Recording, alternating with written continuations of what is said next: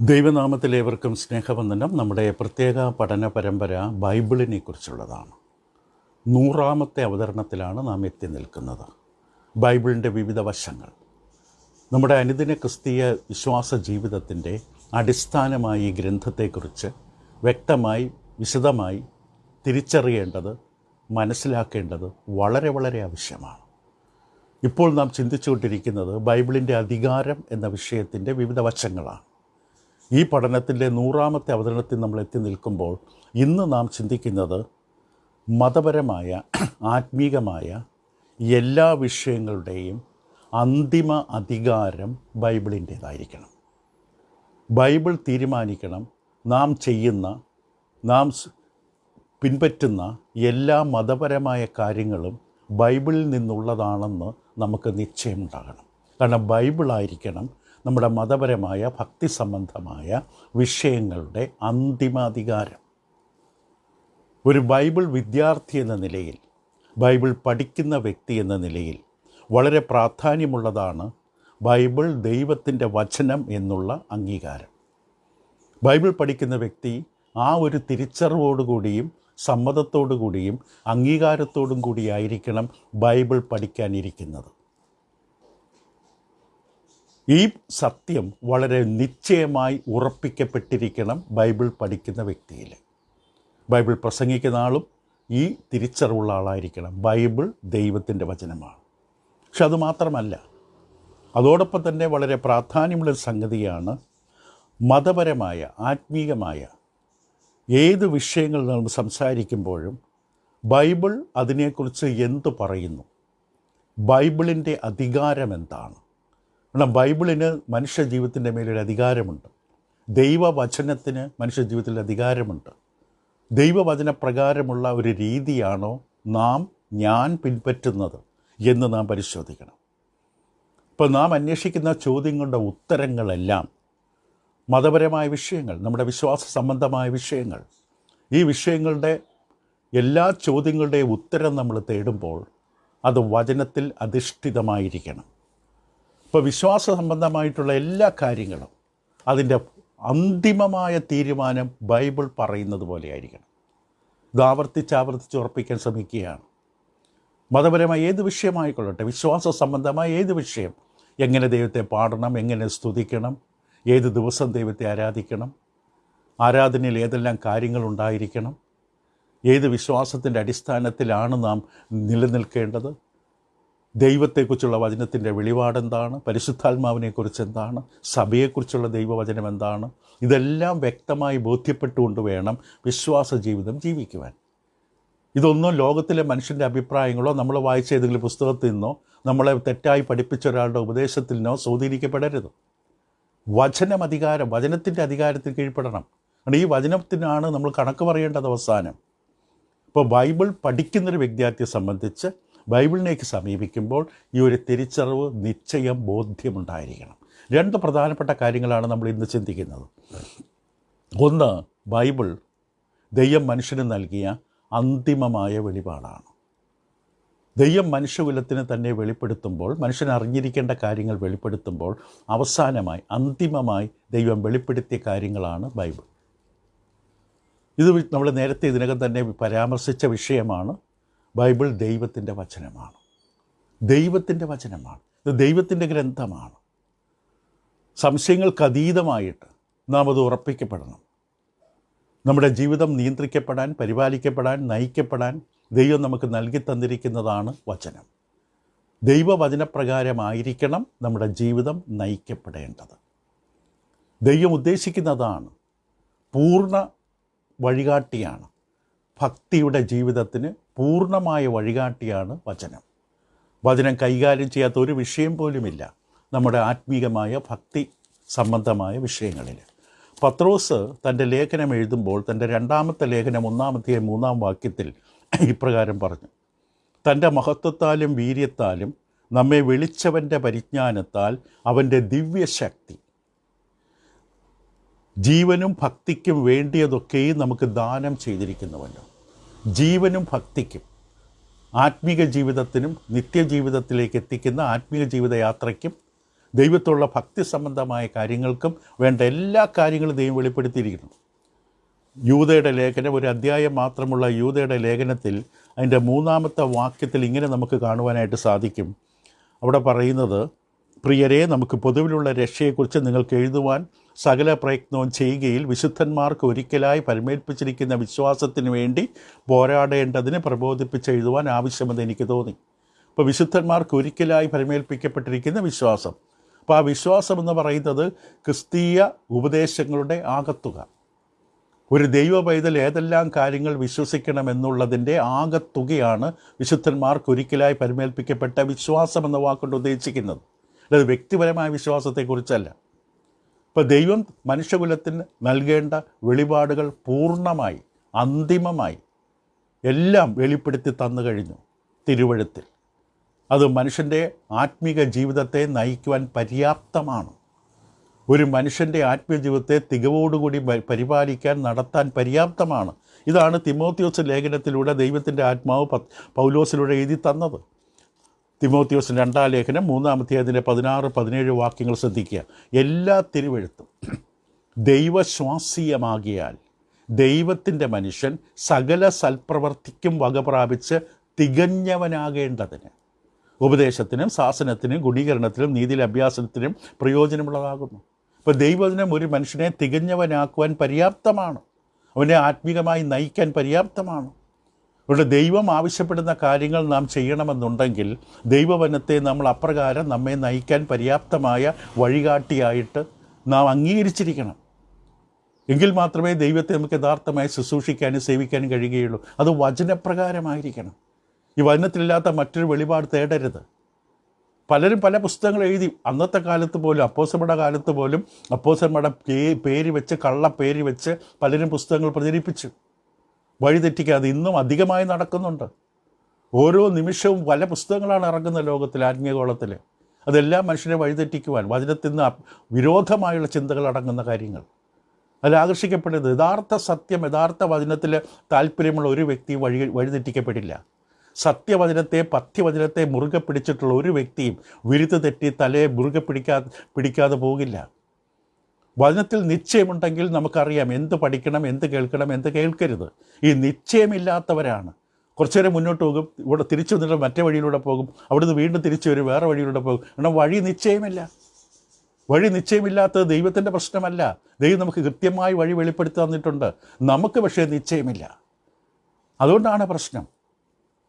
രണ്ടാമത്തെ കാര്യം മനസ്സിലാക്കേണ്ടത്, അപ്പോൾ ആദ്യം നമ്മൾ പറഞ്ഞു ദൈവത്തിൻ്റെ അന്തിമമായ വെളിപാട്. ഇനി ദൈവത്തിന് പറയാനൊന്നുമില്ല, പറയേണ്ടതെല്ലാം പറഞ്ഞു, നമുക്ക് ആവശ്യമുള്ളതെല്ലാം വെളിപ്പെടുത്തി. രണ്ടാമതായി നമ്മൾ മനസ്സിലാക്കേണ്ടത് ദൈവത്തിൻ്റെ ആത്മാവ് ഒരു മനുഷ്യനെ നയിക്കുന്നത്, നിയന്ത്രിക്കുന്നത്, സഹായിക്കുന്നത് ദൈവത്തിൻ്റെ ഈ വചന വെളിപാടിലൂടെയാണ്. ദൈവം അന്തിമമായി നൽകിത്തന്ന വചനത്തിലൂടെയാണ് പരിശുദ്ധാത്മാവ് ഇന്ന് ഒരു വ്യക്തിയെ നയിക്കുന്നത്. വളരെയധികം ശ്രദ്ധിക്കണം, കാരണം വളരെയധികം ആശയക്കുഴപ്പം ഈ വിഷയത്തിൽ ആത്മീയഗോളത്തിലുണ്ട്. ദൈവത്തിൻ്റെ പരിശുദ്ധാത്മാവ് ഒരു വ്യക്തിയെ, നിങ്ങളെയും എന്നെയും നയിക്കുന്നത് എങ്ങനെയാണ്? നമ്മൾ ചുമ്മാ കണ്ണടച്ചിരിക്കുമ്പോൾ നമ്മുടെ മനസ്സിലേക്ക് വരുന്നതായ ഉള്ളിലുള്ള ചിന്തകളിലൂടെയല്ല, ദൈവവചനത്തിലൂടെ, ദൈവശ്വാസീയമായ വചനത്തിലൂടെയാണ് പരിശുദ്ധാത്മാവ് ഇന്നൊരു മനുഷ്യനെ നയിക്കുന്നത്, സഹായിക്കുന്നത്, ആശ്വസിപ്പിക്കുന്നത്, ബലപ്പെടുത്തുന്നത്, തുറന്നു എല്ലാം. ദൈവത്തിൻ്റെ പരിശുദ്ധം നമ്മുടെ ഉള്ളിലെ ചിന്ത, എൻ്റെ ഉള്ളിൽ അങ്ങനെ ഒരു ചിന്ത തന്നു, അന്നൊരിക്കലും അങ്ങനെയല്ല ദൈവാത്മാവ് പ്രവർത്തിക്കുന്നത്. ദൈവത്തിൻ്റെ ആത്മാവ് നമുക്ക് രാത്രി ദർശനങ്ങൾ തരില്ല. ഇന്ന് ആ കാലമല്ല. കർത്താവ് യേശു അപ്പോസ്തലന്മാരോട് വ്യക്തമായി വാഗ്ദാനം ചെയ്തു. യോഹന്നാൻ്റെ സുവിശേഷം 16-ാം അധ്യായം അതിൻ്റെ 13-ാം വാക്യത്തിൽ ക്രിസ്തു തൻ്റെ അപ്പോസ്തലന്മാർക്ക് നൽകിയ വാഗ്ദാനം ഇപ്രകാരമാണ്: സത്യത്തിൻ്റെ ആത്മാവ് വരുമ്പോഴോ അവൻ നിങ്ങളെ സകല സത്യത്തിലും വഴി നടത്തും. അവൻ സ്വയമായി സംസാരിക്കാതെ താൻ കേൾക്കുന്നത് സംസാരിക്കുകയും വരുവാനുള്ള നിങ്ങൾക്ക് അറിയിച്ചു തരികയും ചെയ്യും. ഇപ്പോൾ കർത്താവ് യേശു വ്യക്തമായി തൻ്റെ ശിഷ്യന്മാരോട് പറഞ്ഞു, സത്യത്തിൻ്റെ ആത്മാവ്, പരിശുദ്ധാത്മാവ് സത്യത്തിൻ്റെ ആത്മാവാണ്.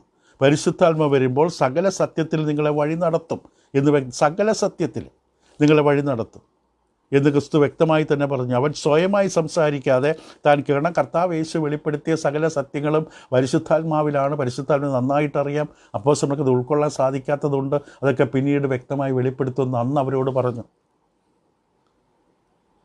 ഇപ്പോൾ ദൈവശ്വാസീയമായി തീർന്ന അപ്പോസ്തലന്മാരിലൂടെ സകല സത്യങ്ങളും വെളി. അതാണ് നമ്മൾ നേരത്തെ വായിച്ച 2 തിമോത്തിയോസ് 3:16-17. എല്ലാ തിരുവെഴുത്തും ദൈവശ്വാസീയമാണ്. അപ്പോൾ പത്രോസിൻ്റെ ഭാഷയിൽ അവർ ദൈവത്തിൻ്റെ ആത്മാവിനെ നയിക്കപ്പെട്ടവരാണ്. പത്രോസ് എഴുതിയ 2-ാം ലേഖനം അതിൻ്റെ 1-ാം അധ്യായം 20-21 വാക്യങ്ങൾ ഇങ്ങനെ പറയും: തിരുവെഴുത്തിലെ പ്രവചനമൊന്നും സ്വയമായ വ്യാഖ്യാനത്താൽ ഉളവാകുന്നതല്ല എന്ന് ആദ്യം തന്നെ അറിഞ്ഞുകൊള്ളണം. എന്നുവെച്ചാൽ മനുഷ്യൻ്റെ ഭാവനയിൽ നിന്ന് ഉരുത്തിരിഞ്ഞതല്ല ദൈവവചനം. പ്രവചനം ഒരിക്കലും മനുഷ്യൻ്റെ ഇഷ്ടത്താൽ വന്നതല്ല. അല്ല, ദൈവം പറഞ്ഞിരിക്കുന്ന ഈ കാര്യങ്ങളൊന്നും മനുഷ്യൻ്റെ ചിന്തയിൽ വരിക പോലുമില്ല. അപ്പം പ്രവചനം ഒരിക്കലും മനുഷ്യൻ്റെ ഇഷ്ടത്താൽ വന്നതല്ല. ദൈവകൽപ്പനയാൽ മനുഷ്യർ പരിശുദ്ധാത്മ നിയോഗം പ്രാപിച്ചിട്ട് സംസാരിച്ചതത്രേ. അങ്ങനെയാണ് നമ്മൾക്ക് ഈ വെളിപ്പെട്ട് കിട്ടിയത്. പരിശുദ്ധാത്മാവ് ദൈവശ്വാസീയമായി അപ്പോസ്തലന്മാരുടെ തിരഞ്ഞെടുക്കപ്പെട്ട എഴുത്തുകാരിലൂടെ നൽകി തന്നതാണ്. പരിശുദ്ധാത്മാവ് ഒരിക്കലും അഹം തത്വപരമായിട്ട്, അതായത് നമ്മുടെ ഉള്ളിൽ പ്രവർത്തിച്ചുകൊണ്ട് നമ്മുടെ ഹൃദയത്തിൽ രൂപാന്തരം വരുത്തില്ല. അതായത് എൻ്റെ താല്പര്യത്തിന് വിരോധമായി, എനിക്കിഷ്ടമല്ല പക്ഷെ എൻ്റെ താല്പര്യത്തിന് വിരോധമായി എൻ്റെ സ്വഭാവത്തെ മാറ്റാൻ പരിശുദ്ധാത്മ എൻ്റെ ഉള്ളിൽ പ്രവർത്തിക്കില്ല. അഹം തത്വപരമായി എന്ന് പറയാം. എനിക്ക് താല്പര്യമില്ല മാറാൻ, എനിക്ക് ദുരുപദേശത്തിൽ നിന്ന് വിട്ടുമാറാൻ താല്പര്യമില്ല. അങ്ങനെയുള്ള എൻ്റെ ഉള്ളിൽ നിർബന്ധമായി പരിശുദ്ധാത്മാവ് എൻ്റെ ഇംഗിതത്തിനും ഇച്ഛയ്ക്കും എൻ്റെ കഴിവിനും അപ്പുറത്ത് എന്നെ നിർബന്ധമായിട്ട് എന്നെ കൊണ്ട് മാറ്റില്ല. പരിശുദ്ധാത്മാവ് ഒരിക്കലും അങ്ങനെ ചെയ്യില്ല. പരിശുദ്ധാത്മാവ് എപ്പോഴും വെളിപ്പെട്ട വചനം, വെളിപ്പെട്ട സത്യത്തിലൂടെ മാത്രമാണ് ഒരു വ്യക്തിയെ നയിക്കുന്നത്. അതുകൊണ്ടാണ് ദൈവനെ വായിക്കുകയും പഠിക്കുകയും ചെയ്യേണ്ടത്. ദൈവത്തെ പ്രസാദിപ്പിക്കണമെങ്കിൽ ദൈവവചനത്തിലൂടെ മാത്രമേ ദൈവത്തിൻ്റെ ആത്മാവ് നമ്മെ നയിക്കുകയുള്ളൂ. ദൈവത്തിൻ്റെ ആത്മാവ് ദൈവവചനത്തിലൂടെ നമ്മെ നയിച്ചിട്ടാണ് നമുക്ക് ദൈവപ്രസാദകരമായി ജീവിക്കാൻ സഹായിക്കുന്നത്. ഉദാഹരണത്തിന് ഇപ്പോൾ നമുക്കറിയാം, പുതിയ നിയമത്തിൽ ഒരു ഷണ്ണനായ മനുഷ്യൻ, എത്യോപ്യക്കാരനായ രാജ്ഞിയുടെ ഭണ്ഡാര വിചാരകനായ ഷണ്ണൻ യെരുശലേമിലേക്ക് പോയിട്ട് മടങ്ങി വരുമ്പോൾ യെശയ്യാവിൻ്റെ പുസ്തകം വായിച്ചുകൊണ്ട് തേരിലിരിക്കുകയാണ്. തേരിലിരിക്കുന്ന ഈ മനുഷ്യനോട് സംസാരിക്കാൻ ഫിലിപ്പോസ് എന്ന് പറയുന്ന സുവിശേഷകനെ പരിശുദ്ധാത്മാവ് അയക്കുകയാണ്. പ്രവർത്തന പുസ്തകം 8-ാം അധ്യായത്തിൻ്റെ 26-ാം വാക്യത്തിൽ, അനന്തരം കർത്താവിൻ്റെ ദൂതൻ ഫിലിപ്പോസിനോട്, നീ എഴുന്നേറ്റ് തെക്കോട്ട് യെരുശലേമിൽ നിന്ന് ഗസയിലേക്ക് ഉള്ള നിർജ്ജനമായ വഴിയിലേക്ക് പോകുക എന്ന് പറഞ്ഞു. കാരണം ദൈവത്തിൻ്റെ ആത്മാവിന് അറിയാം, ഒരു മനുഷ്യൻ ദൈവത്തെ വാസ്തവമായി അന്വേഷിക്കുന്ന ഒരു മനുഷ്യൻ ഇതാ തേരിൽ സഞ്ചരിച്ചുകൊണ്ട് ഇങ്ങനെ വരുന്നുണ്ടൊരു വഴി. ആ ദൈവത്തിന് വഴി അറിയാം, ഈ മനുഷ്യൻ സഞ്ചരിക്കുന്ന വഴികളും ഏത് സ്ഥലത്താണെന്നൊക്കെ അറിയാം. അതുകൊണ്ട് ഫിലിപ്പോസ് എന്ന് പറഞ്ഞ സുവിശേഷകനോട് പറഞ്ഞു, നീ അങ്ങോട്ട് പോകാൻ പറഞ്ഞു. അങ്ങനെ എന്ത് ചെയ്തു? അവൻ പുറപ്പെട്ട് ചെന്നപ്പോൾ കന്തക്ക എന്ന എത്യോപ്യ രാജ്ഞിയുടെ ഒരു ഷണ്ണനും മഹാനും അവൻ്റെ സകല ഭണ്ഡാരത്തിനും മേൽവിചാരകനുമായ ഒരു എത്യോപ്യനെ കണ്ടു. ഒരു യെരുശലേമിൽ നമസ്കരിപ്പാൻ വന്നിട്ട് മടങ്ങിപ്പോകുകയിൽ തേരിലിരുന്ന് യെശയ്യാ പ്രവചനൻ്റെ പുസ്തകം വായിക്കുകയായിരുന്നു. ആത്മാവ് ഫിലിപ്പോസിനോട്, നീ അടുത്ത് നിന്ന് തേരിനോട് ചേർന്ന് നടക്കുക എന്ന് പറഞ്ഞു. ഫിലിപ്പോസ് ഓടിച്ചെല്ലുമ്പോൾ യെശയ്യാ പ്രവചനൻ്റെ പുസ്തകം വായിക്കുന്നത് കേട്ടു. നീ വായിക്കുന്നത് ഗ്രഹിക്കുമെന്ന് ചോദിച്ചതിന് ഒരുത്തൻ പൊരുൾ തിരിച്ചു തരാഞ്ഞാൽ എങ്ങനെ ഗ്രഹിക്കുമെന്ന് അവൻ പറഞ്ഞു. ഫിലിപ്പോസ് കയറി തന്നോടുകൂടി ഇരിക്കണമെന്ന് അപേക്ഷിച്ചു. അങ്ങനെ അവൻ വായിച്ചത് തിരുവെഴുത്ത് യെശയ്യാ 53-ലാണ്. അവസാനം അവൻ സ്നാനപ്പെട്ട് തിരിച്ചുപോയി. ഈ ഷണ്ണനായ മനുഷ്യൻ ചിന്തിച്ച് നോക്കുക, ദൈവത്തിൻ്റെ ആത്മാവ് നേരിട്ട് ഷണ്ണൻ്റെ ആത്മാവിൽ പ്രവർത്തിച്ചില്ല.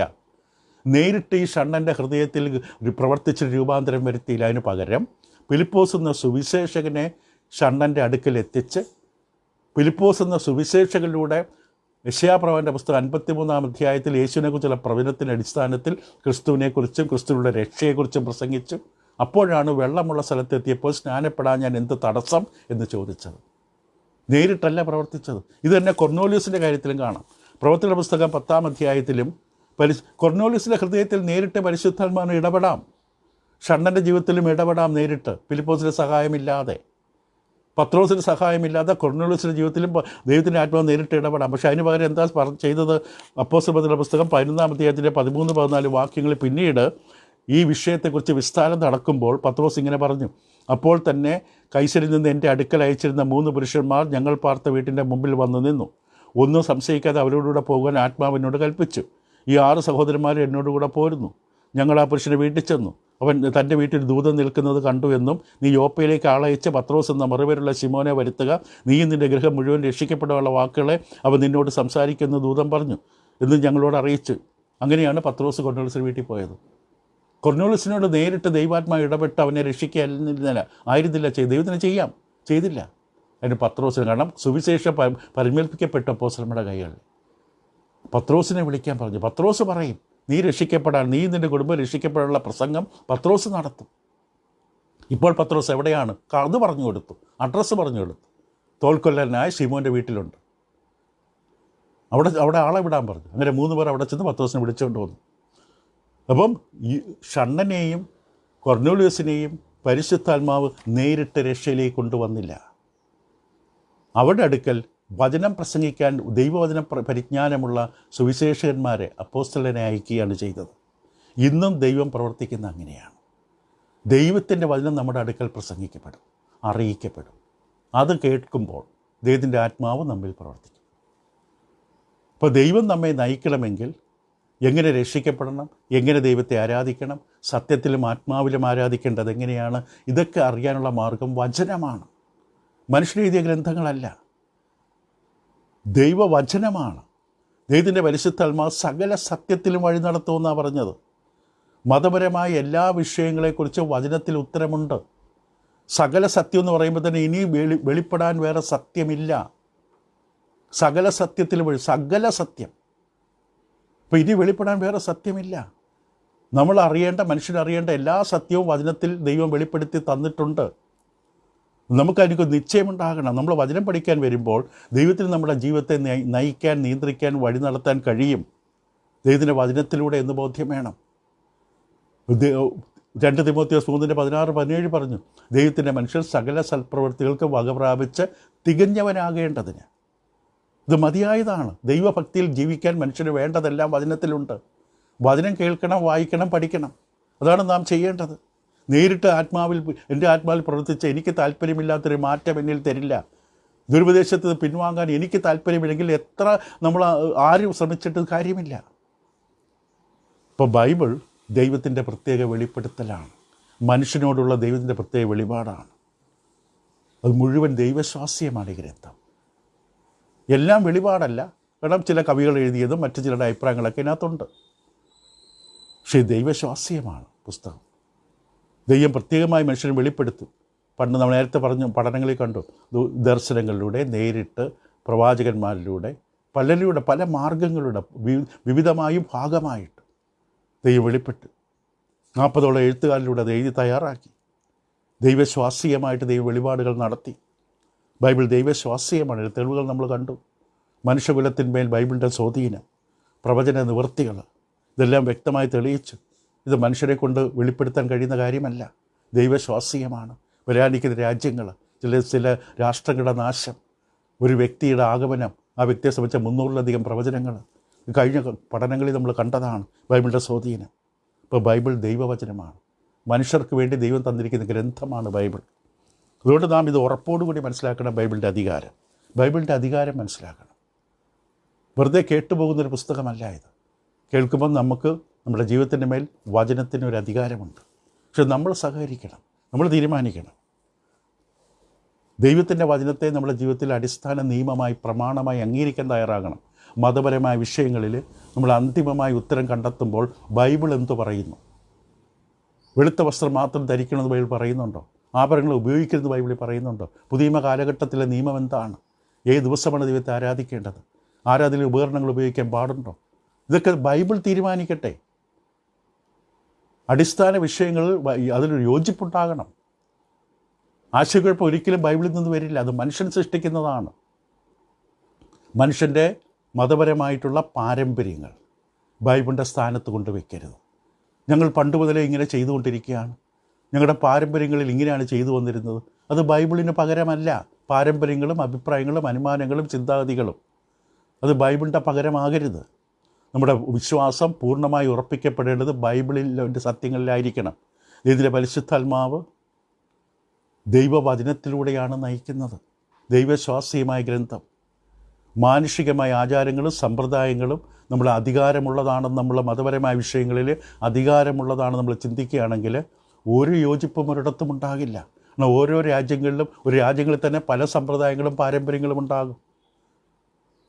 മാറിക്കൊണ്ടിരിക്കുന്ന ലോകമാണ്. അതുകൊണ്ട് അനേകരുടെ വിശ്വാസങ്ങൾ മാറിക്കൊണ്ടിരിക്കും മാനുഷിക പാരമ്പര്യങ്ങളെ പിൻപറ്റിയാൽ. എന്നാൽ ഒരു മാനുഷിക ആചാരങ്ങളും പാരമ്പര്യങ്ങളും ഒരു ലോകത്ത് ഒരിടത്തും ഒന്നല്ല, പലതരത്തിലുള്ളതാണ്. മനുഷ്യരുടെ സ്വഭാവങ്ങൾ നിരന്തരമായി മാറിക്കൊണ്ടിരിക്കുകയാണ്, അവൻ്റെ ആചാര്യങ്ങളും പാരമ്പര്യങ്ങളും. അതുകൊണ്ട് ക്രിസ്ത്യാനിത്വം, ദൈവത്തിൽ വെളിപ്പെട്ട ക്രിസ്ത്യാനിത്വത്തെ മുറുകെ പിടിച്ച് ആ സത്യങ്ങളെ മുറുകെ പിടിച്ചാൽ മാത്രമേ രക്ഷയുള്ളൂ, നമുക്ക് സ്വസ്ഥതയുണ്ടാവുകയുള്ളൂ, സമാധാനവും ഐക്യതയുണ്ടാവുകയുള്ളൂ. ക്രിസ്ത്യാനിത്വത്തിൽ ഈ തരത്തിലുള്ള മാനുഷിക സമ്പ്രദായങ്ങളും ആചാരാനുഷ്ഠാനങ്ങളുമൊക്കെ ആ ചങ്ങല പൊട്ടിച്ച് കളയണം. വചനം എന്ത് പറയുന്നു? നമ്മുടെ അഭിപ്രായമല്ല, ഇഷ്ടമല്ല. ഓരോ വചന പഠന വിദ്യാർത്ഥികളും ശ്രദ്ധിക്കേണ്ടതാണ്. അവരുടെ വിശ്വാസത്തെ പരിശോധിക്കണം. എന്തടിസ്ഥാനത്തിലാണ് ഞാൻ ഇങ്ങനെ വിശ്വസിക്കുന്നത്? ഞാൻ വിശ്വസിക്കുന്ന വചനപ്രകാരമുള്ള വിശ്വാസമാണോ? ഭൂരിപക്ഷ അഭിപ്രായമല്ല, ഒരു വ്യക്തിയുടെ അഭിപ്രായമല്ല, പാരമ്പര്യങ്ങളും സമ്പ്രദായങ്ങളുമല്ല. ദൈവവചനപ്രകാരം അടിസ്ഥാനപ്പെട്ടതാണോ എൻ്റെ വിശ്വാസം? ക്രിസ്തുവിനെക്കുറിച്ച്, ദൈവത്തെക്കുറിച്ച്, ത്രിയേക ദൈവത്തെക്കുറിച്ച്, സഭയെക്കുറിച്ച്, രക്ഷയെക്കുറിച്ച്, സ്നാനത്തെക്കുറിച്ച് ദൈവവചനത്തിൽ പറയുന്നതാണോ എൻ്റെ അടിസ്ഥാനം? അതായിരിക്കട്ടെ നമ്മുടെ തീരുമാനം.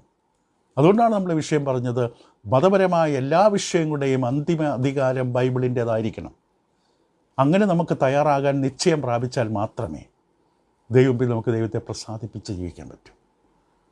ആരെങ്കിലും പറയുന്നത് കേട്ടല്ല നമ്മൾ ജീവിക്കേണ്ടത്, ദൈവവചനം പറയുന്നത്. വചനം വളച്ചൊടിച്ച് കോട്ടിക്കളയുന്ന അനേകരുണ്ടാകും. അവിടെയും വചനം പരിശോധിച്ചാൽ മതി. ശരിയായ വചനം പരിജ്ഞാനമുള്ളവരോട് സംസാരിച്ച കാര്യങ്ങൾ നിശ്ചയം പ്രാപിക്കുക. അതിനാണ് ദൈവം സഭയിൽ അതിനുള്ള മൂപ്പന്മാരെയും ശുശ്രൂഷകന്മാരെയും ഉപദേഷ്ടാക്കന്മാരെയും ഒക്കെ തന്നിരിക്കുന്നത്. അവരോട് സംസാരിച്ച് നിശ്ചയം പ്രാപിക്കുക, പരിശോധിച്ച് നോക്കുക. നമ്മുടെ ആത്മാവിനെ തുലാസിൽ ഇട്ട് കൊടുക്കരുത് നശിപ്പിക്കാനായിട്ട്. അവസരം നമ്മൾ കണക്ക് പറയേണ്ടി വരും. അതുകൊണ്ട് മതപരമായ, ആത്മീകമായ, ഭക്തിബന്ധത്തിലുള്ള എല്ലാ വിഷയങ്ങളുടെയും പരമമായ അധികാരം ബൈബിളിൻ്റേതാണ്. ബൈബിൾ പറയുന്നുണ്ടെങ്കിൽ ഞാൻ സ്വീകരിക്കാൻ തയ്യാർ, ബൈബിൾ ഇല്ലാത്താണെങ്കിൽ ഞാൻ സ്വീകരിക്കില്ല. ആ ഒരു തീരുമാനം. എൻ്റെ വചനങ്ങൾ കേട്ട് ചെയ്യുന്നവനൊക്കെയും പാറമേൽ വീട് പണിത ബുദ്ധിയുള്ള മനുഷ്യൻ. ഈ വചനമാണ് അന്തിമ നാളിൽ നമ്മളെ ന്യായവിധിക്കാൻ പോകുന്നത്. അന്നേരം അവർ നമ്മളിങ്ങനെ പഠിപ്പിച്ച് ആ പുസ്തകത്തിൽ ഇങ്ങനെ വായിച്ചു കേട്ടതാണ്, ദൈവം നമുക്ക് നിലനിൽപ്പുണ്ടാകില്ല. എൻ്റെ വചനങ്ങളെ കൈക്കൊള്ളാതെ എന്നെ തള്ളിക്കളയുന്നവനെ ന്യായം വിധിക്കുന്നവനുണ്ട്. ഞാൻ നിങ്ങളോട് സംസാരിച്ച വചനം തന്നെ ഒടുക്കത്തെ നാളിൽ നിങ്ങളെ ന്യായം വിധിക്കും. ക്രിസ്തുവിൻ്റെ ഉപദേശത്തിൽ നിലനിൽക്കാതെ അതിർ കടന്നു പോകുന്ന ഒരുത്തിനും ദൈവമില്ല. ഈ ഉപദേശത്തിൽ നിലനിൽക്കുന്നതിന് പിതാവും പുത്രനുമുണ്ട്. അതുകൊണ്ട് വചനത്തെ മുറുകെ പിടിക്കുക. ഏത് മതപരമായ ഏത് വിഷയം നമ്മൾ വിശ്വസിക്കുമ്പോഴും അത് വചനത്തിൽ, ഇന്ന വചനപ്രകാരം എനിക്കതിനുള്ള സ്വാതന്ത്ര്യം തരുന്നു. വചനത്തില്ലാത്തതാണെങ്കിൽ നമുക്ക് സ്വാതന്ത്ര്യം കിട്ടില്ല. വിശ്വാസമുണ്ടാകും, യഥാർത്ഥ വിശ്വാസം വചനത്തിൽ നിന്നാണ്. വിശ്വാസം കേൾവിയാലും, കേൾവി ക്രിസ്തുവിൻ്റെ വചനത്താലും. ഇത് നിങ്ങളെ സഹായിക്കട്ടെ. തുടരാം. ഈ വിഷയത്തിൻ്റെ മുന്നോട്ടുള്ള യാത്രയിൽ കൂടുതൽ കാര്യങ്ങൾ നമുക്ക് പഠിക്കേണ്ടതുണ്ട്. നിങ്ങളെ സഹായിക്കട്ടെ. Thank you.